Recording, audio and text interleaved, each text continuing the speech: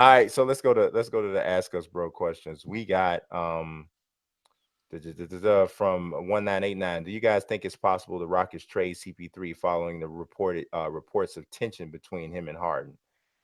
Um, Okay, I'm trying to figure out who's going to take that I contract. I'll tell you who would take the contract. The Washington Wizards would definitely cough up John Wall for CP3. That could Hmm. probably save their franchise. So I think that's a trade that could definitely happen. Um, who else? The Minnesota Timberwolves would trade Andrew Wiggins and anything not named Karl Anthony Towns for Chris Paul right now. Hmm. Yeah. They even mow their lawn. He be Oh out. They my. be out there mowing. Oh my. Oh Have my God. my How man bad? Saunders How mowing bad would? Daryl Morey's lawn. But how bad would Andrew Wiggins and James Harden be together? Oh I my don't know. God. Yeah, yeah, it'd be That. rough. Oh, Yeah, the interesting thing about John Wall is if John Wall is recovered, I like that. because I yeah, like that that. could work. I That could like that. work.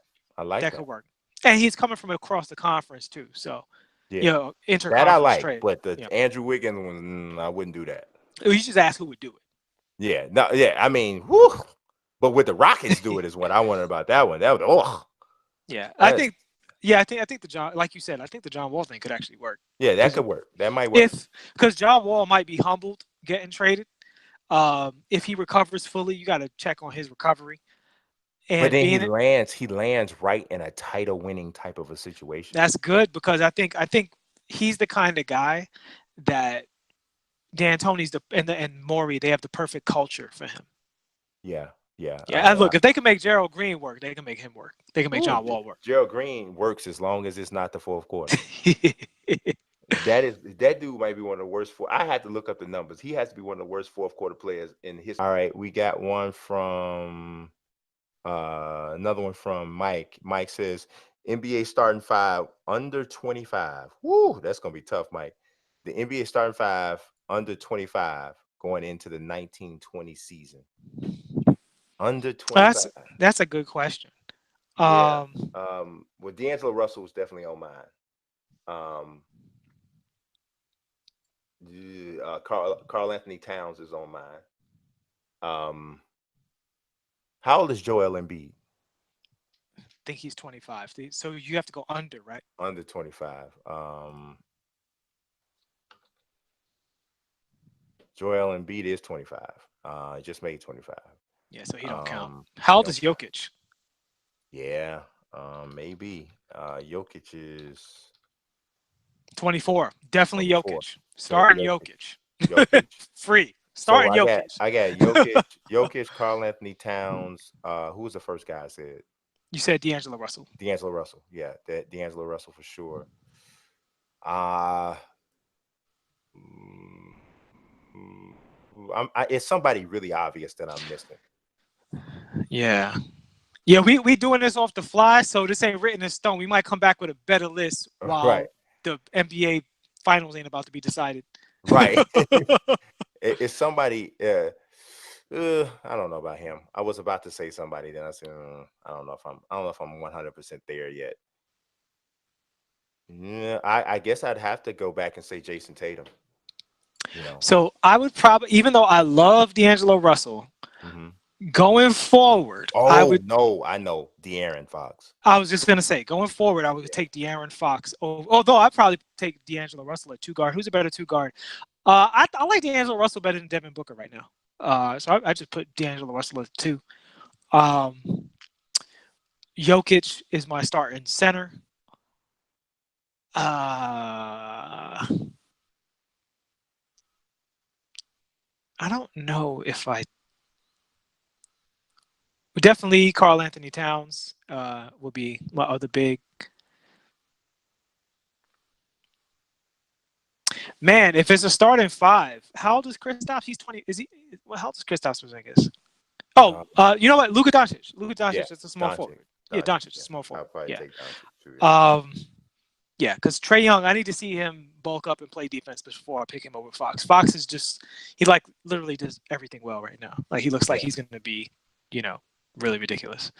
Yeah, I would probably take Karl Anthony Towns at the 4, Jokic at the 5, Doncic at the 3.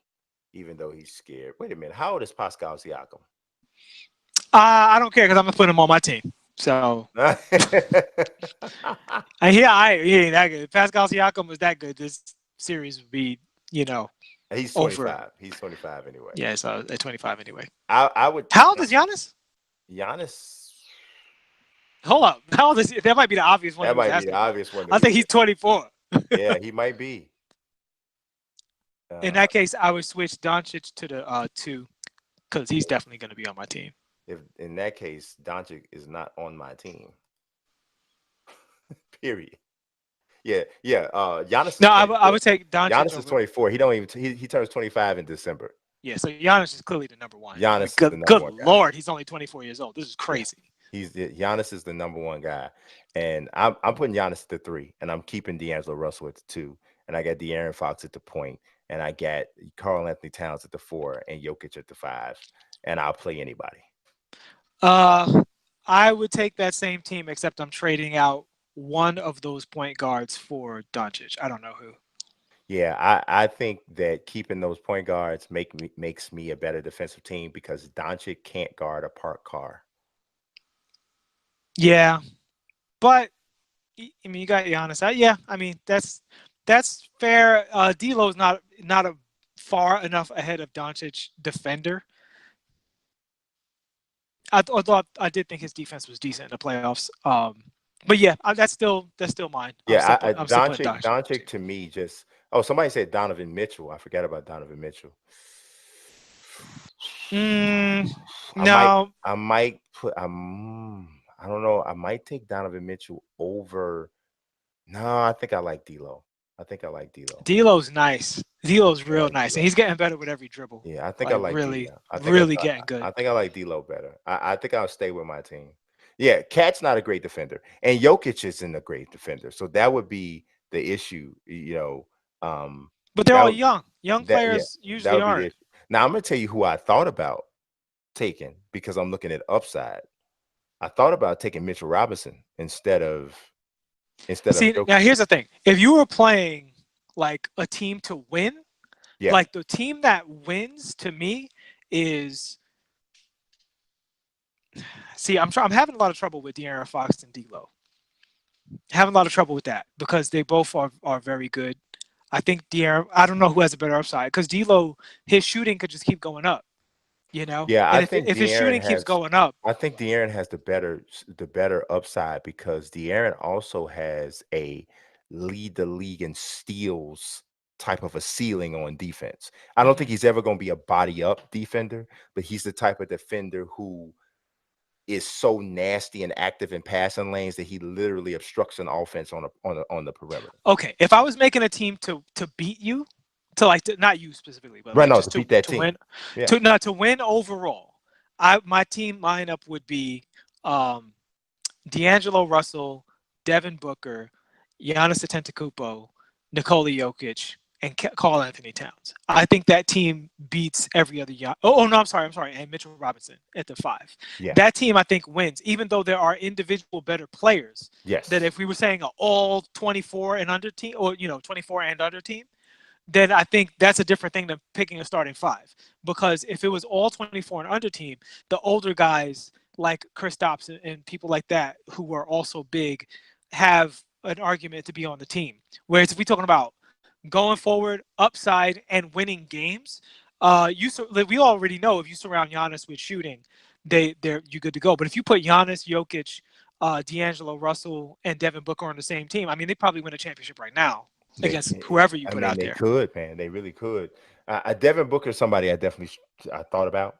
I did. I definitely thought Well, about. if on a team concept, I Mhm. like Devin Booker more. How old is Zach LaVine? That I was just about to say that. I was just about to say Zach is 24. Yeah, I mean, you know, Yeah, Zach's 24. the Yeah, only thing, yeah, I mean, it's kind of a pick 'em between those two. I probably pick Devin Booker because he's had he's just had such big scoring outputs, and Phoenix is so terrible. You have to think that's you know yeah. that in a better situation he'd be better. But He's a little taller. I think people don't realize how similar their numbers were this past season. Like Devin was a little bit better as a play. He really surprised me as a playmaker because he Yeah. almost dished out 7 assists a game. Yeah, it's crazy. So he really did stand up as a playmaker. I think Zach actually played better defense than Devin Booker this year. Zach was a much better 3-point shooter, which probably shocks a lot of people, but he was much better from 3-point range, like a lot better, you know. And he just overall they shot the ball about the same, but free throw wise, Devin's a little bit better. It was pretty close. It was pretty close. So I don't think, but the other thing is that Devin's about a year younger.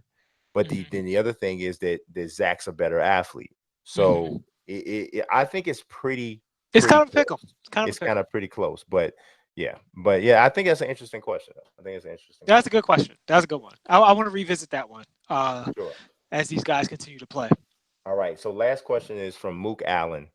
And he says, seeing that a lot of star players in the WNBA are having to go overseas to make real money, and the NBA is losing money from the league, do you see any way to save it? I think they should lower the rims, even though women would hate it. No, you can't lower the rims. Nope. I think what you need to do is you need to put a better product on the floor. That's it. You just have to keep, and it might just be a matter of time. Uh, it might be a matter of coaching. I don't know, because I would even say women's college basketball is a better product. Now it's school, but it is. I've watched more women's college basketball in the past few years than women's NBA, WNBA basketball. Mhm. So they need to put a better product on the floor at all costs. Yeah. I That's really it. And I don't think lowering the rims is the issue. yeah, I don't think lowering the rims is right either. I don't think because here's my philosophy about everything basketball related, and this goes to video games, and this goes to everything. Always obey basketball. Mm-hmm. Always, always obey basketball. Never do anything that sacrifices the integrity of the game. Right. So that's always my rule. And I don't think that I think lowering the rims would do that. Here's the thing. You can't make people like stuff they don't like. And it's really just that simple, right? If mounds of people do not enjoy watching women's basketball, they just don't.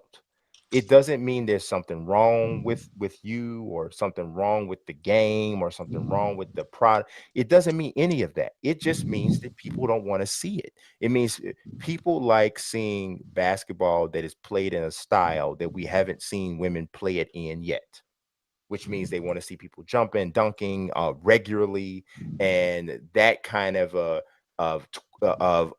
style that is not prevalent in women's basketball. That really is the point. And I think that's something that a lot of people don't want to say because it feels like you don't want to sound chauvinistic or whatever. But I don't think it's chauvinistic. I think it's just truth. And the truth is being played out in the numbers. This is why it's struggling. This is why the popularity isn't there. And sometimes I get a little bit put off by some of the campaigns that go on with some of even the NBA, like almost like you're getting bullied into watching the WNBA. And if I you don't watch it, then you're not a real basketball fan, or you don't da da da. You can't tell anybody what to like. I got a question for you. Mhm. What are the top 5 sports in in America first, and then in the world second? I would say the top five. Overall viewership. I would say top five sports in America from overall viewership is basketball first. Now, football second. I would say that it's between MMA and baseball, which is third. And whichever one isn't third is fourth. And then I'd say it's between soccer and boxing and hockey Okay. that are probably So I'm curious where tennis falls in all of that, and golf. in America. I don't think here's the thing, because in America, I don't think a vast amount of Americans get into tennis unless there's a compelling story related to an American. Yeah. Okay. And So with golf, if Tiger's not in the hunt, the right. viewership drops drastically. I agreed on all points. So here's the thing. Not mentioned on that list is esports. And the thing about esports is esports, you don't have to consider it a sport if you want to, if you don't want to. But in terms of people spending hours Mm-hmm. watching competition, Mm-hmm. it is on that list somewhere. I don't know where. Yeah. I know Overwatch League is probably pretty competitive on a week by week basis with the MLB because they get hundreds of thousands of concurrent viewers for their Mm-hmm. entire stream every single time, no matter who's playing. Mm-hmm. You know what I'm saying? That Mm-hmm. doesn't include replays, that doesn't include YouTube stuff. This is hundreds of thousands of people for long streams. So this is legitimate competition now because you're talking about millions of viewers a week Yeah. for just regular. That's like a regular season baseball Now, game now we comparing. didn't throw in the WWE, which obviously is not a, in my opinion, I it's not don't a sport. include WWE because it's not competition. It's not a sport. I mean, it's a Well, it's not. competition. It's just not a. It's not a sport because you can't have a scripted ending and call it a sport. It's just over. It's a. Well, that's It's a what I mean. yeah. It's they're not competing for victory in the show, Hmm.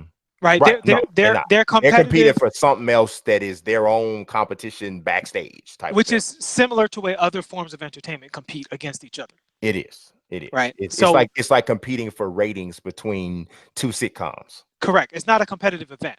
No. Whereas esports is largely made up of competitive events. Hmm. Even Fortnite is competitive while it's happening, right? Yeah. So you're talking about Overwatch, Apex Legends, Fortnite, all of these things. These are all competitive events that people are tuning into. The WNBA is so far behind esports, it's Oh, not it's even not funny. even funny. It's not even close, man. Not even It's close. not even And close. because you're competing for watch hours, and like competitive energy is relatively the same across the board. And if you think that it's not your competition, you are making a serious mistake. Because you talk about young women, are there more young women watching streamers play Fortnite and Overwatch, or more young women watching the WNBA? Because that's your demographic. I think you might be either even or in favor of esports. I would be inclined to agree. So that's what I'm saying. They have to put a more compelling product But out see, but somehow, see, some but way. see, here's my thing. Here's the flexibility that you have with esports to a degree, right? There's presentation things and all these types of packaging that you can do with esports that will augment the presentation and make it flat out more entertaining. At the end of the day, basketball is basketball. And this is what it is. I mean, you can flip 16 different camera angles. You can, do a zoom cam. You can do a lot of different stuff.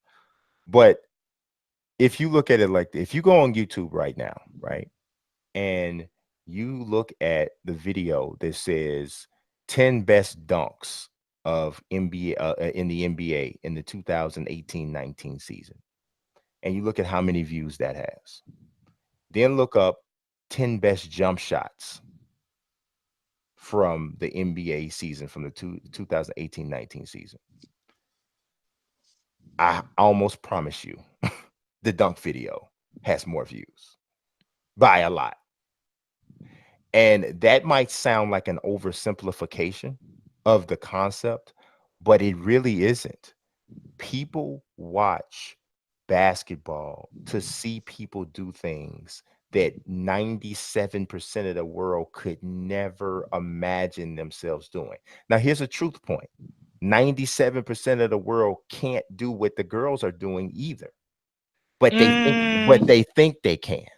I would in From a skill basketball. right from a skill level standpoint, like You mean 90? 97, 95% of the world can't shoot like Diana Taurasi. They can't. I Well, mean, the thing is, it's about playing basketball though. So when you talk about how far down in levels of men's basketball do you think you have to go before you find men that can't win the WNBA championship? oh, I mean, dude, I mean, um I mean, if Eric Bledsoe was in the WNBA, he'd average 80 points and 45 rebounds. I mean, what would LaMelo Ball average? You know, what would LaMelo LiAngelo Ball average? LaMelo Like, Ball would average 40 points a game, probably. so the issue is, but the thing about all of that is that those are all levels of competition. Mm-hmm. So the NBA is a level of competition.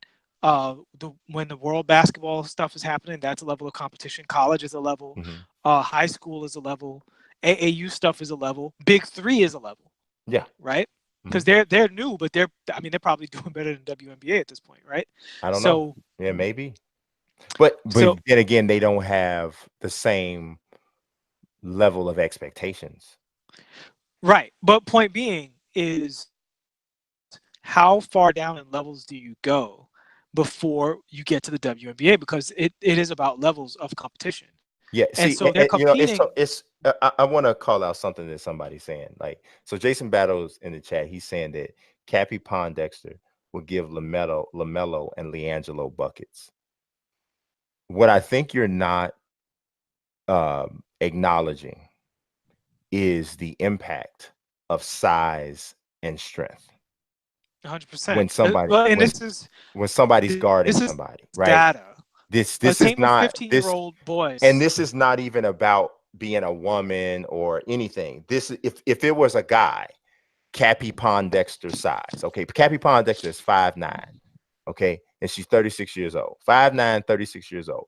There are hardly no 5'9" guys in the world who are even on a high level who are going to just destroy. So are you saying that Cappy Pondexter is better than Isaiah Thomas, the little, the newer Isaiah Thomas? I mean, Or current Nate Robinson. or current Nate Robinson. So Cappy Pondexter is better than Nate Robinson. And so you're telling me, because that's how good she's got to be, if you're telling me she's going to give LaMelo buckets, because that's her size.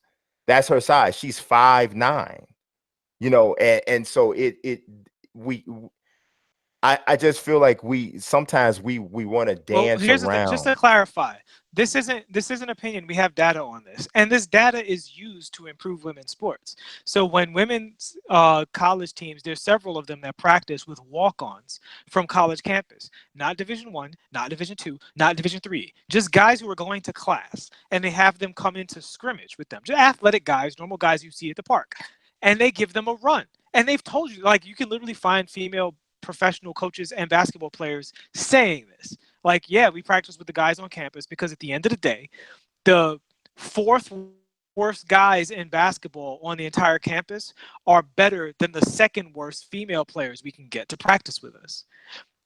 I forgot which team it was. It was like a 15-year-old team of high school boys beat like the world's cup of women in like soccer or something like that. Like, the difference in size and athleticism is just that big. It's just Yeah, the I way it mean, is. dude, LaMelo Ball is 6'5". He's 6'5" and he's 18 years old, which is Isn't means he that taller than that? I thought he started sprouting even taller than that. he might be bigger than that now. He might be bigger than that. He's 6'5". Yeah. Dude, do you realize how big of a height advantage 6'5" is over 5'9"? And I hope we're not talking about a one-on-one. Yeah, in Because the if we're talking about, WNBA, he's a power forward. dude, I mean, he's the same height as Lisa Leslie. Yeah, like literally, he's if he was in the WNBA, So he was the so so so fastest, so highest so jumping, best this dribbling, shooting power forward in WNBA history. Like, right. So let's put this into and now let's put this into perspective. Cappy Pondex is a Chicago native, and y'all know how I am about Chicago people. I've actually low met bias. I've met Cappy Pondexter. She is awesome. She's awesome. But we gotta be real. Okay, we gotta be real here. Cappy Pondexter was never even the best player in the WNBA. She was never even the best player in the WNBA. Like, her best season is the '08 season, where she played 32 games and averaged 21 points a game, 4 assists. That's probably her best season. Okay, that was with Phoenix. So you're telling me that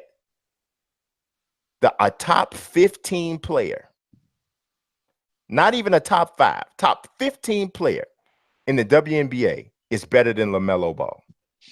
Or let's reverse it. Let's reverse teams. It's like, so he's saying if you put LaMelo Ball on her team, they would have less success in a direct trade. And if you put her on the Spire High School basketball team, they would have more success. I don't believe that to be true. I think that's, and he just said, you telling me a high school dude is better than a professional WNBA player? Zion Williamson was in high school last year. Yeah. Can we end this? Can we end this conversation now? Can we end it? RJ Barrett was in high school last year. Yeah. And you mean to tell me that Zion Williamson, RJ Barrett in the WNBA wouldn't cause more rule changes than Will Chamberlain? Come on, man. This is ridiculous.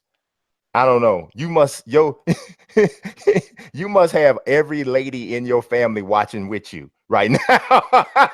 and you trying to make sure that you sound a certain kind of way. But this is insane. This is insane. Again, y'all can look for the story. 15-year-old boys soccer team, which is not even completing puberty, beat like a World Cup level female team. Like, that's, the disparity is really big. Like, it's really big. It's big. This is not even this is not even a conversation. This is worse than regular Ray. I mean, this is worse than regular Ray. This is what this is. This is just like, yeah, come on, man. You know, I love women. They are so awesome in every way they perform. But Cappy Pondexter will get served by LaMelo Ball and every other top level high school male basketball player. She's too little. You'd be better off talking about Brittany Griner or somebody with some size. At 5'9", she's gonna get smashed. Well, again, he's 6'5" and 180 pounds. Like, right. I mean, he weighs more than massive. That's like massive in the WNBA. Right. He weighs more than her, and he's taller than her. Yeah, I mean, come on. This is not even. Yeah, this is not even. So, but yeah, I don't think. To me, the game is what it is. You either like it or you don't. I happen to like the WNBA action. I like it. I actually do enjoy the WNBA. Yeah, I enjoy it. I enjoy it for what it is. I don't ask it to be more than it is. Well, this is why I said they need to improve the product, because when the WNBA is at its very best, I find myself saying, if it was always like this and it had better surrounding stuff, I would watch it. Yeah.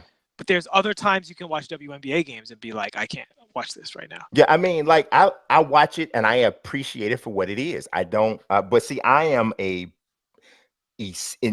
crazy basketball fan. Like, I love it in all kinds of ways. Like, I coached little kids for like the last 3 or 4 years. And I'm talking about little kids kicking the ball out of bounds more than they shooting it. I coach them. You know what I'm saying? And I love it, and I get into it, and I don't expect, and not saying that those kids are on par with WNBA. Right. Obviously, it's a big thing. But what I say that to say, I appreciate basketball in all forms, on all levels, but I don't have to pretend that one is equal to the other for any reason. For any reason. I don't have to do that. And you can't compare a guard in the WNBA to a guard in men's high school or college basketball. The size difference is different. Brittany Griner is not a guard, but if she was in the NBA, she might have to be. Well, and this is what my point is, that if you go online and you look up WNBA highlights and how many views they have, and you look up LaMelo Ball highlights and how many views they have, this is your competition from a viewership standpoint. That's why it matters. That's why I brought that up. I didn't bring it up to compare men and women in sports. Again, that's data. If you don't believe that high school boys can compete with professional women, do the research, come back to me and see what you find out, if there's any data to support what I'm saying. That's not the discussion we're having. The discussion we're having is that there's so many levels you have to go below before you stop competing with people in your own sport. So you can't beat the NBA in their viewership. Like, there are very few people who would watch a women's basketball game, a WNBA game, over an NBA game, right? Not even a high-stakes NBA game. Most people would rather watch a regular season NBA game than the WNBA finals. That's not my opinion. That's what the data says. Right. So then you go to college. The same thing holds up. Then you start going to high school. And the thing is, because of the demographics that you're competing for, when it comes to young boys who are heavily sports viewers, you're losing in that realm. So you have to get women at that point to support your product. Mm-hmm. And you look at what women are watching, particularly when it comes to watching competition, which is why I brought up esports. Right. You see, so you go down the ladder of competition and you look at your demographic and how they measure up in each point, and you have to say, okay, where can we get guys watching this of different ages? When can we get women watching this of different ages? And you have to see what else they're watching. This is what the WNBA has, the puzzle that they have to solve to get their products, and that's to get their situation rectified. And that's why I say they have to improve the product, Yeah. because I think women's tennis is a better product than the WNBA. Women's Oh, much better. WWE is a better Well, product. I think it's Women's better. MMA is a better product. Yeah, I think it's better just simply because more people find it more people find more you can still see what people tune in to watch tennis for. Yeah. You can still see it without a major separation between the two games. Right. There's not the disparity of like dunking. I think the same is true with fighting. So for instance, Mm-hmm. I don't watch a whole lot of Bellator, right? Mm-hmm. I watch a lot of female mixed martial arts in the UFC and Mm-hmm. sometimes other divisions too, right? Mm-hmm. Like I was aware of McFarlane before, she moved over to one championship and stuff like that. So when it comes to two women in an octagon, the disparity doesn't go as far down in levels in terms of entertainment value, right? I Mm-hmm. really enjoy watching, what's her name? The champion right now, who just won. Jessica Not Andrade. Shevchenko. I'm talking about all of them. I like watching all of them fight. Oh, Amanda, you're talking about. I was about Amanda Nunes. Mm-hmm. That was an interesting combat sports event. When I look at basketball, if I were to hold it to the same criteria, and I was to hold the WNBA up to all forms of basketball, like literally just the other day, I watched this Drew League game between James Harden and Kobe Bryant. It's an old game, right? Awesome. It's all they're just dueling, going back and forth. Kobe's having a ton of fun. He's dunking on James. James is crossing Kobe up. They're just going as high competition. They're going back and forth. To me, that was and it's a YouTube video with a silly beat in the background. It was a more entertaining product as a basketball fan, Mm-hmm. you know. And I feel the same way about women's college basketball. So for some reason I can't put my finger on it. It's a better product. Maybe it's the college atmosphere meshes well with that. Maybe that adds to it. I don't know what it is, but the WNBA is one of the worst basketball products you can watch all the way down, literally to the street ball level. And again, that's not personal opinion. That's what the numbers are showing. So they have to improve their product. Yeah, I mean, I inclined to agree with the concept, but I just don't think it exists. In improving it in this particular, see, because here's the thing, I don't think there's anything wrong with the product right now. I don't. I like it. I like the WNBA. I enjoy watching the games. For me, there's nothing missing from it for what it is. I like the NBA better. I like the NBA better. I like men's college basketball better, but I don't think that they need to quote unquote fix it. I think it is what it is. People like it who like it. People don't like it, because I think any other thing that they start trying to do with the game starts to get to a point where now you're messing with basketball. Well, I don't think it's. I'm not talking about that kind of stuff, like moving the 3-point line or changing the ball. Although I do think they should play with a men's ball. I've always thought that, because every woman I ever knew grew up playing with a men's ball. I never Right. understood why professional women play with a smaller ball. But that having been said, I'm not talking about changing the rules. I'm talking about changing the product. Like there's an entertainment product beyond just the basketball playing. Although I do think sometimes the games get a little too shoddy. But when you watch the environment of the college game, Mm-hmm. it's like a big college event happening. You know what I mean? So Mm-hmm. you're watching UConn or Tennessee, and I feel the history and the rivalry and all that stuff. Sometimes I watch a WNBA game and it feels like two rando teams playing each other. And when I think of even the coach personalities, the way they're brought to the forefront in college, that's a natural structure of college, right? The coach is there for a long time, so their personalities usually carry the identity of the school. Mm-hmm. You look at other sports in MMA, I can tell you, I can quote Chris Cyborg, I can quote Amanda Nunes, right? I can talk about things Ronda Rousey has said in the past, things that, Rose said after her press conference. Like their personalities are in the forefront. I can't think of the last three interesting things a WNBA personality has said, period. Yeah, I mean, That's what I mean by the product needs to improve. Their personalities aren't enough to the forefront. The rivalries aren't enough to the forefront between the coaches and the well, teams. honestly, man, I really, I totally think that they're interesting people, and like Maya Moore is a fascinating person to me. Like she really is. Sure. Me and her and I, we have, Oh, I think they have right, personalities. I just don't think but they're in the product. But no, I think the reason why they're not in the product is because there isn't a widespread interest. Because they're saying things. It's just that if a tree falls in the forest and nobody's around, does it make a sound? And I think that's kind of what's going on.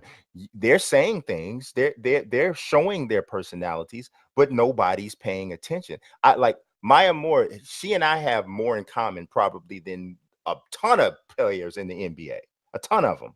You know what I mean? Like she's just a dope individual, right?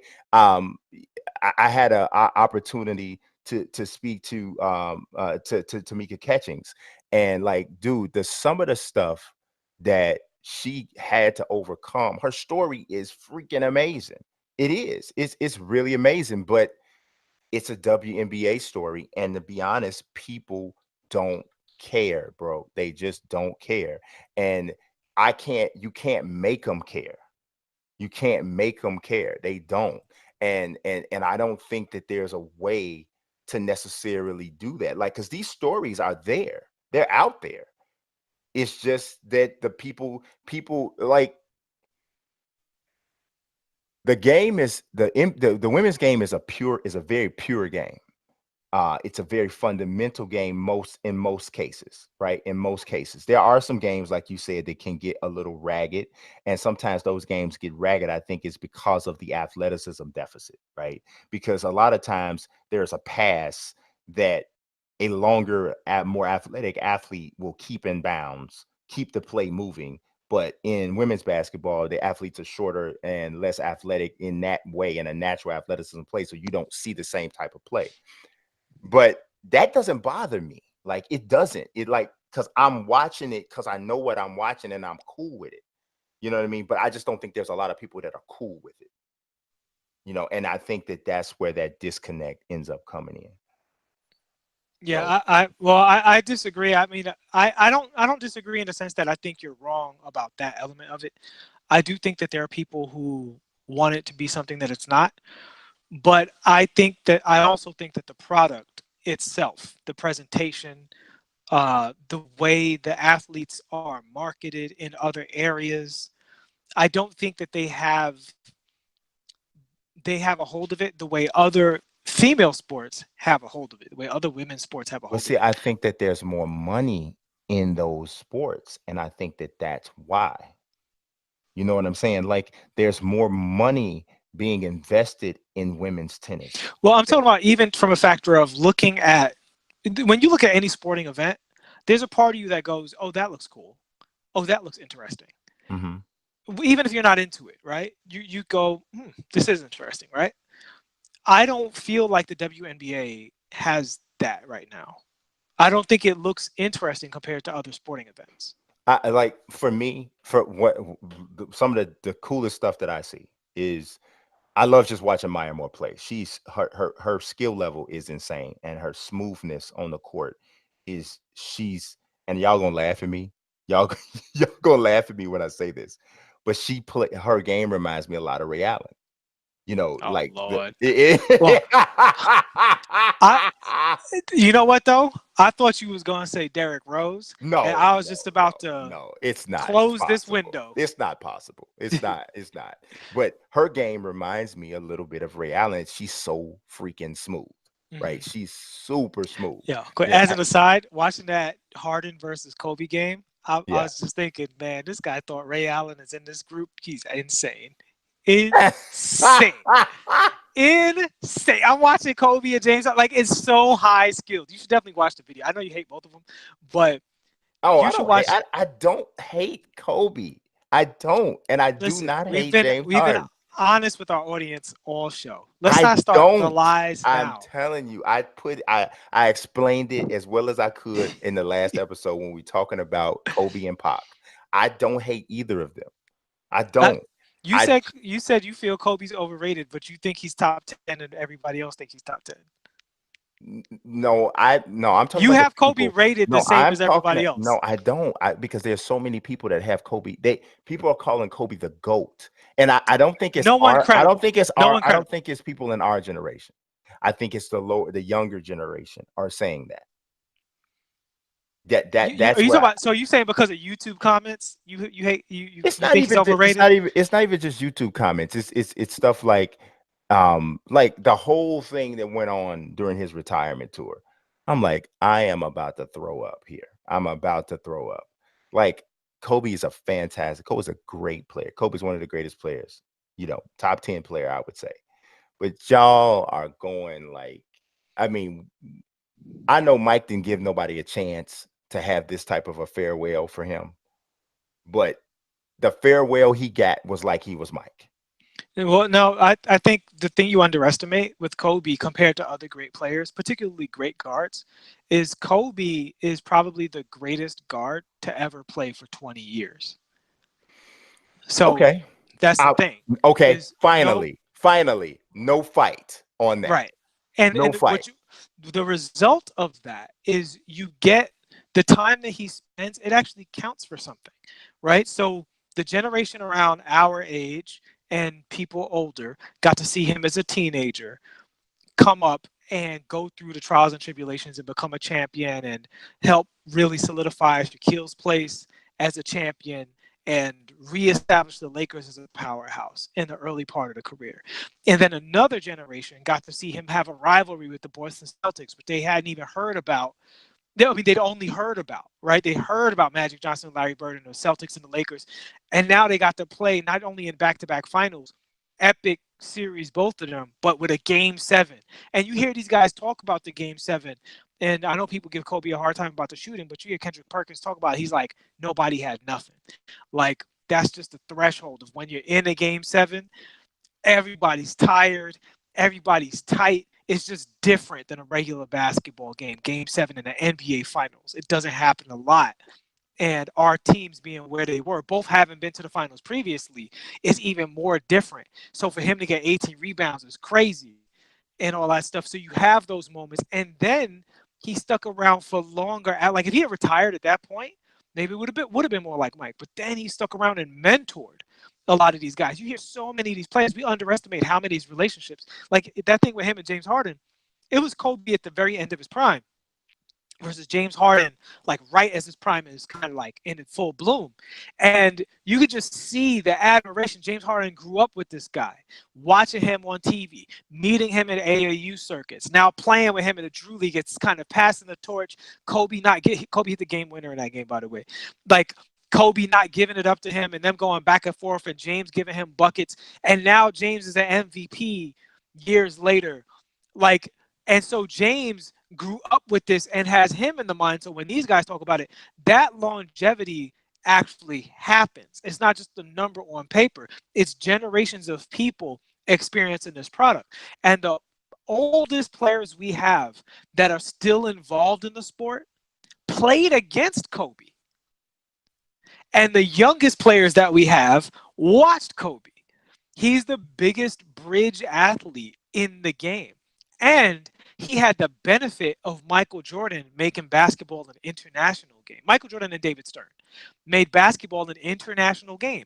So you got foreign people who's Kobe's their favorite player because Michael was the first thing they ever saw.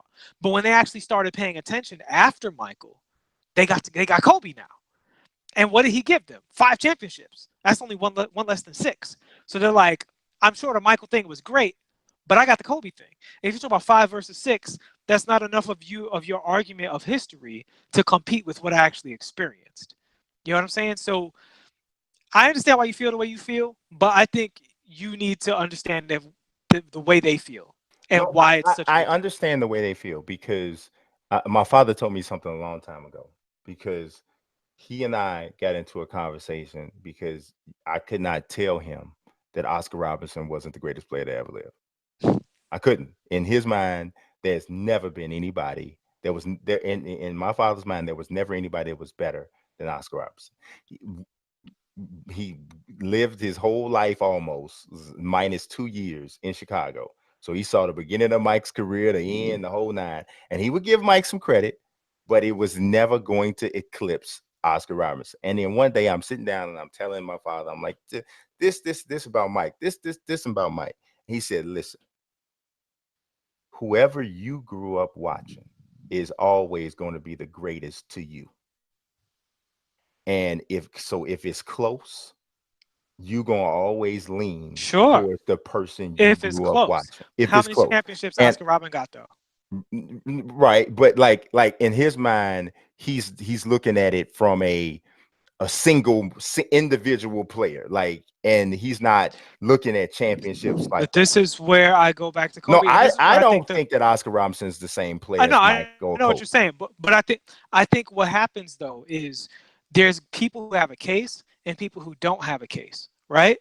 I think once a guy has in that 4 championships or better, now you're talking about deferring circumstances. What was the league like? What's their injury Hmm. history? Who they play against? Because 1 or 2 championships is kind of you can split Yeah, hairs because yeah. you're talking about But when you a start getting career into of multiples, that's when it get you got three or multiple more. multiples. You got three or more. Now we talking And something different right, and I honestly think that's why Isaiah Thomas gets shafted a little bit because he got because he one got two. championship that was right. He got two. One Right. was kind of robbed from him, and people lose the context of just how great that team was on the way there, year after year, climbing that mountain, pound, punch for punch, going against the Celtics, breaking through to not just win 2 back-to-back in the Magic Johnson, Larry Bird, Jordan era, Dominique Wilkins era, Clyde Drexler era, Hakeem Olajuwon. And They were he all had there. and they beat they like dude when they won their first championship. He beat Larry Bird, Kevin McHale, Robert Parrish, Magic Johnson, James Worthy, and Kareem Abdul-Jabbar. Right. That's who he beat in And with to get the championship. So and the if you championship want to they talk won about on a championship with some rep on it, it don't get right no more. and was in the finals besides that, Yeah. right? Like people for some And lost in 7 games the one before that, and they could have called a foul on that last play.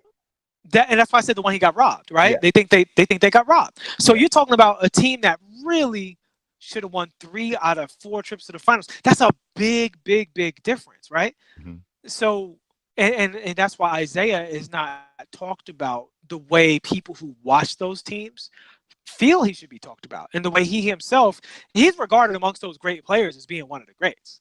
Mhm. They include him because it's not like he was playing. He wasn't like Kevin Durant. But he's playing with other MVPs. Like Right. the Detroit Pistons had good players, but they didn't have Michael Jordan or Magic Johnson or Kareem or Scotty level players on that team. Like nobody was Yeah. that level, right? Mhm. So Right.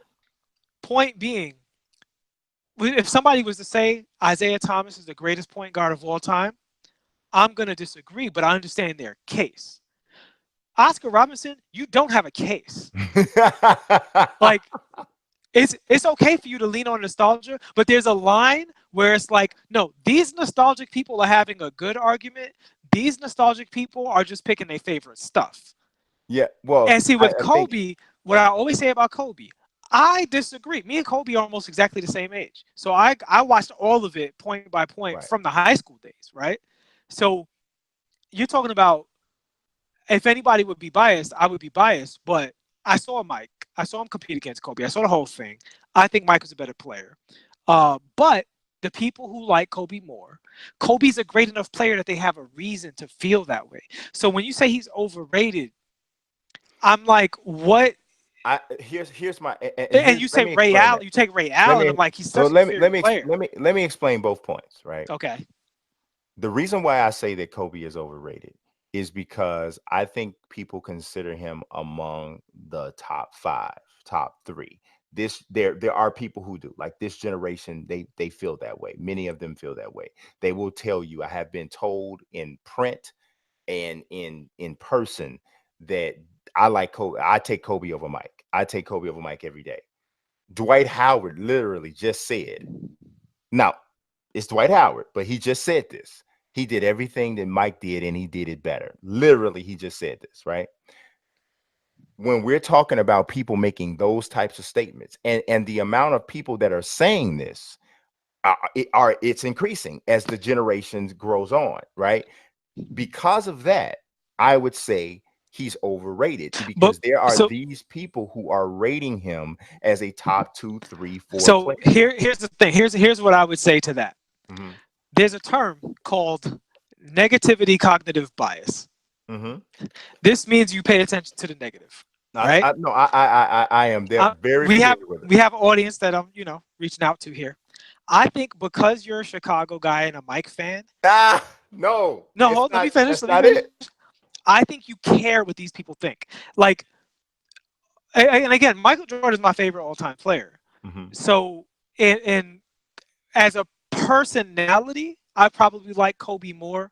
As a competitor, I like Mike more. Right? Mm-hmm. As a Okay. basketball player, I like Mike more. But Kobe, with winning the Grammys and the mentorship and staying in the game and the ups and downs of his career, I find his story more entertaining. Mike is just, he magically became the best one day and then he stopped playing. And then he stopped again. And then he stopped again. So, which is, it's fine. It was awesome to see. And I'm glad I got to see the best to ever do it. But he's kind of like Tom Brady. He showed up and he was great and it was fine. Um, with Kobe, it's more interesting because he's the villain and then the hero and then the villain and the hero. Point being, I don't care what a crazy person says about Kobe being better than Mike. Most people don't think that, but you're but not going to be satisfied unless everybody agrees. And no, that no, just doesn't no, make sense. no. There's See, always no. going to be crazy people who say crazy things. But here's what I'm saying. It would be different if the sentiment wasn't as plentiful. There are an increasing amount of people who are saying this. So that's what I'm responding to. But the Now, consensus is Michael Jordan, overwhelmingly. but here's my it's not as overwhelming as it used to be. And let me first clarify something. I grew up on Mike. I loved Mike. Mike was my guy. He was my favorite player by far. But I don't care for Mike the way I used to. I don't. Because 1989 even said in the chat, he said that I don't like anybody Mike has endorsed. That's not true. That's not true. I understand why he said that because I seem to kind of go against people that Mike has endorsed, the Westbrooks and the Kobe's or whatever. These are guys Mike has, said that guy in some way, shape, or form. But when Mike is like two different people to me. The player that I grew up watching was like, oh my God. Like I can't tell you how many times I sat in front of a TV. Like, I cannot believe there's a human being that is this good at something. Agreed. Like I Agreed. can't tell you how many times I felt that way, right? But later on, I started to kind of like, Mike, you kind of sucking and this and doing this. I kind of to get that way. I still feel he's the greatest player to ever live. I still think he is, right? But my fandom for him has waned significantly, right? Has waned significantly. But I'm able to separate that, right? Because Kobe's the type of dude that I just don't even think I dig at all. But I am not going to sit here and act like he's not a freaking amazing because he clearly is and was. I'm not. Karl Malone is my least favorite player of all time. Second place ain't even close.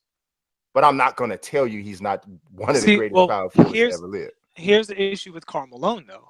Karl Malone not only never won a championship, but he's competing against power forwards that won several championships. Like, and the whole thing, and this is something Kobe says. The point is, he says this comes from Mike. We come from the school of the goal is to win championships. Yeah. And that's the only conversation we're trying to have. Get it done no matter what. right? I think that actually came from Magic though. It could be. Yeah, But Kobe was, I think he was referring to Michael. Maybe he was referring to Magic. I think he was referring to Michael when he said this, because because I remember Michael Magic. might have got it from Magic. Yeah, I think Michael got it from Magic. Right, because Magic he passed the torch to Mike, Yeah, and they're all cool, right?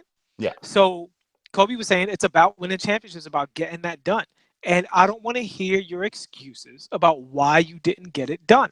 mhm. And my thing with Karl Malone is you could talk all you want about how great he was, but if you're in the league for 20 years That's a in a long time. stable organization That's with a a long great time. coach, and you With an don't offense built around you. right, and you never get it, chances are you weren't better than the people you were playing against. Sometimes the simplest answer, Schrodinger's cat, is the right answer, Yeah. right? Yeah, no, I don't consider Karl Malone the greatest power forward at all. I don't. Tim Duncan's the greatest power forward. You But know, the, but the, Kevin the key, Garnett's a better power forward. but the reason you can dismiss Karl Malone is because he doesn't have the resume, Yeah, he right? didn't The win. goal is to He didn't win. win. He didn't So win. I think the Kobe conversation gets murky because Kobe won a lot of championships by NBA standards, Yeah, right? Particularly in the he modern era. he did win a lot of championships. I do contend that those championships came in different situations. Um, because like I always say, Mike never played alongside a guy who was the most dominant player in the league. And I do think that that matters. I don't take all of that away from Kobe because it's not as if Shaq carried Kobe. That never happened, right? That never happened. Every championship they won because of each other, right? I that is 100% the truth. The most imbalanced it ever was the first championship.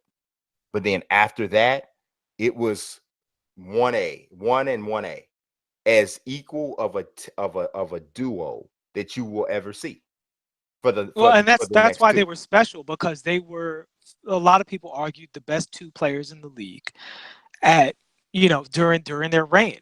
And the Yeah. only player who even gets into that conversation is Tim Duncan, who also has five, Hmm. right? Right. So they were at worst two of the best three players in the league.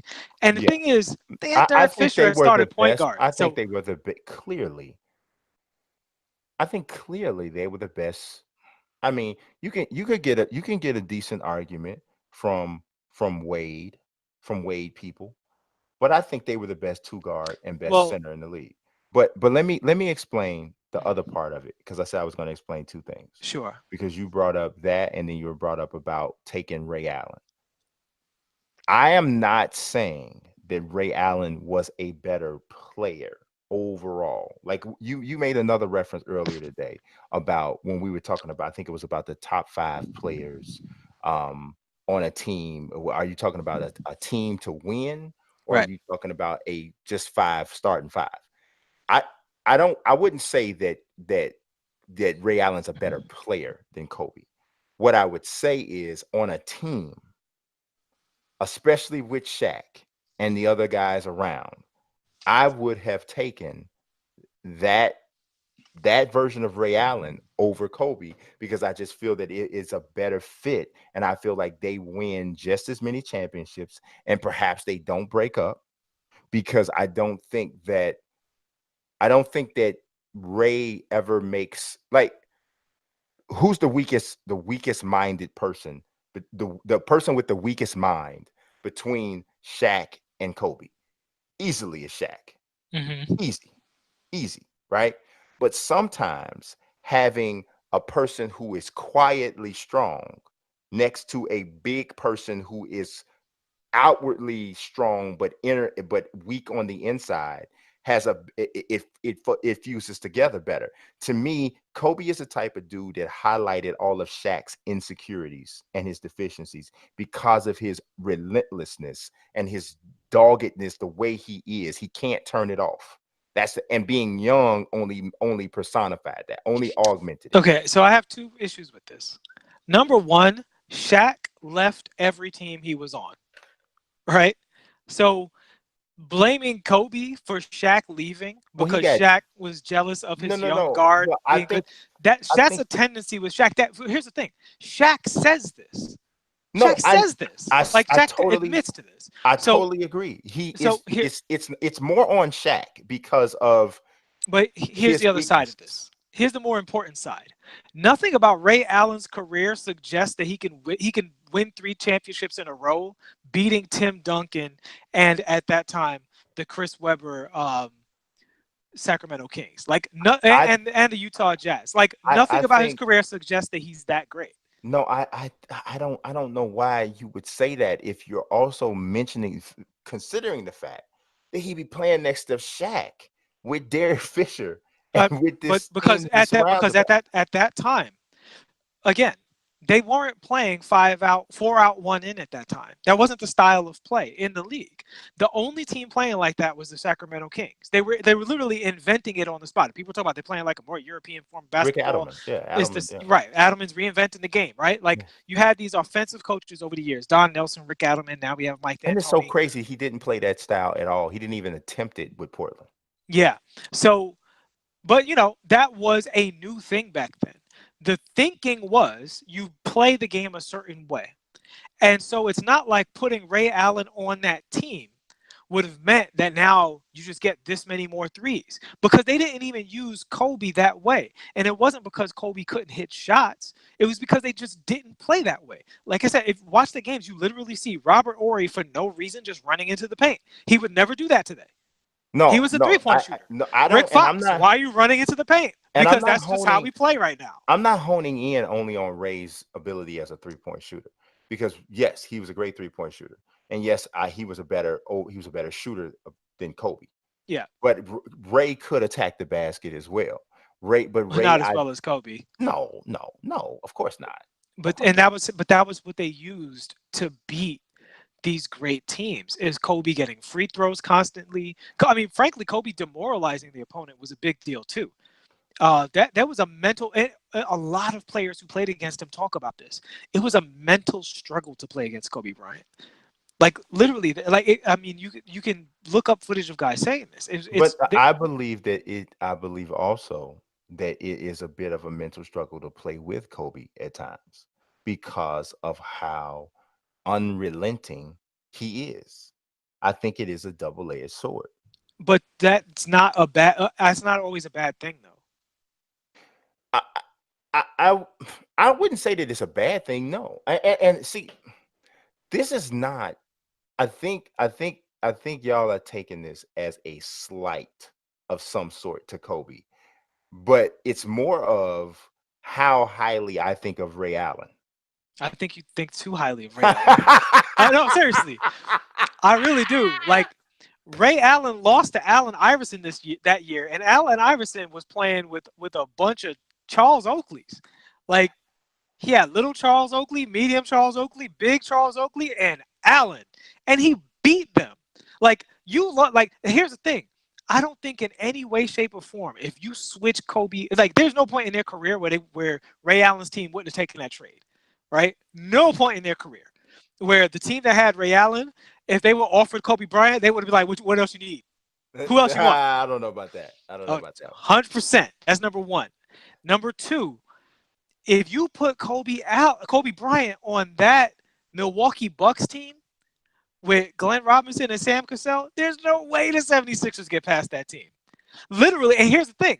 What happened after the Philadelphia 76ers won game 1 against the Lakers? This year that you're talking about. They put Kobe on Allen Iverson and said, shut him down. Make his life miserable. Enough of this Derek Fisher foolishness. And Allen Iverson will tell you, he was like, yeah, I had to wear him out on that end because there's nothing I could do with him on the other end. Oh, of course. And it was a problem. And this is like you talk about these players talking about Kobe like it comes out of nowhere. This is actually the specific reason that Kobe's one of the first names out of Allen Iverson's mouth because he was there. He cooked them for 38 points, everybody in the Lakers uniform, and then they set Kobe on him, and his life was miserable for the rest of that series.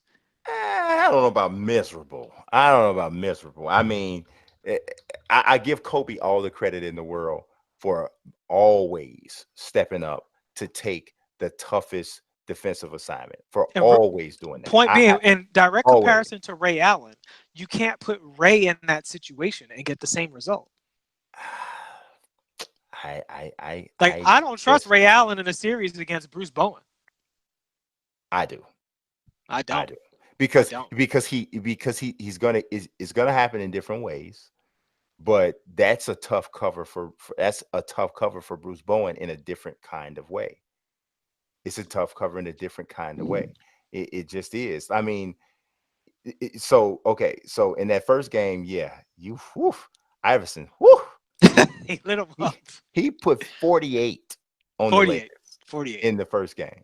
Yeah. The next game he had 23, Which is horrible for and Iverson. the next Averaging 30. the next game he had 35. Mm-hmm.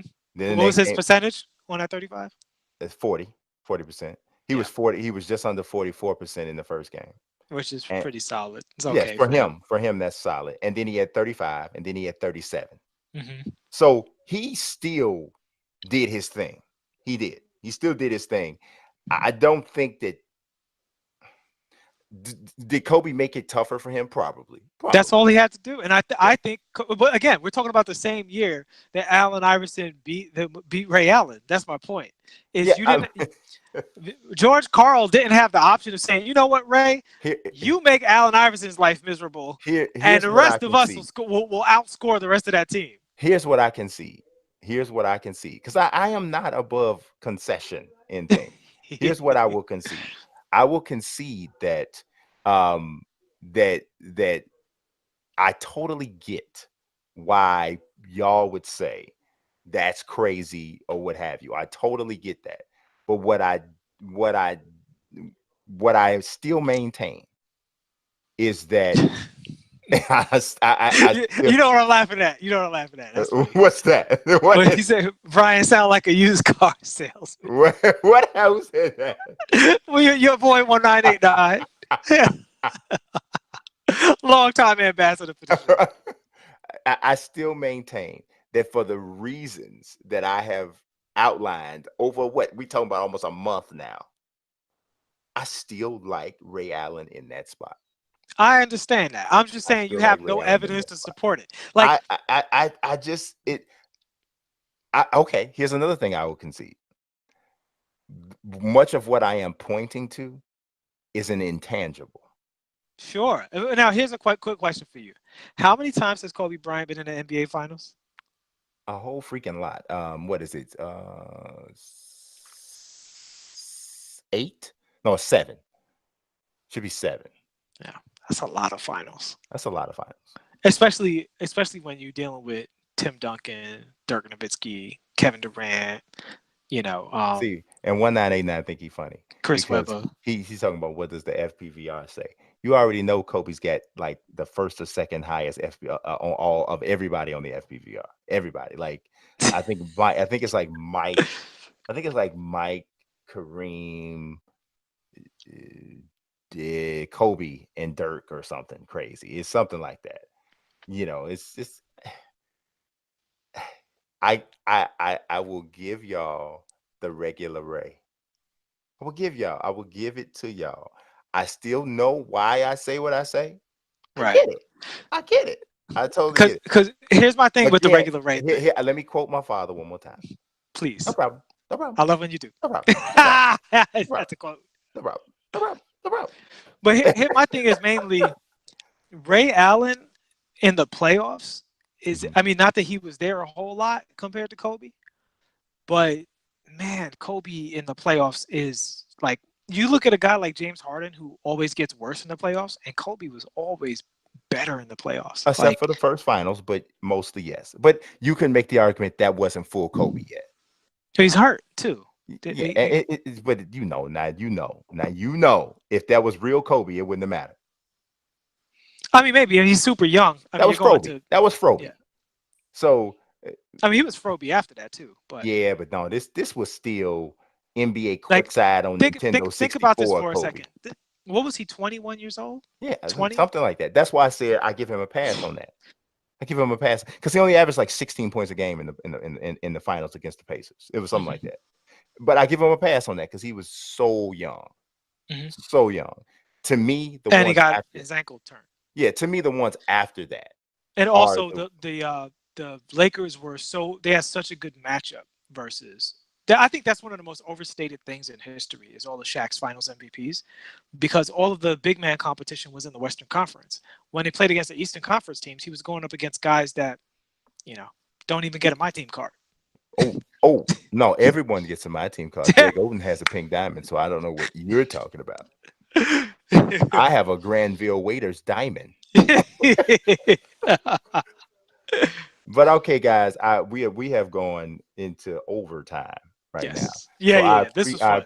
I appreciate everybody coming through, even Jason Battle, because he got mad at me again.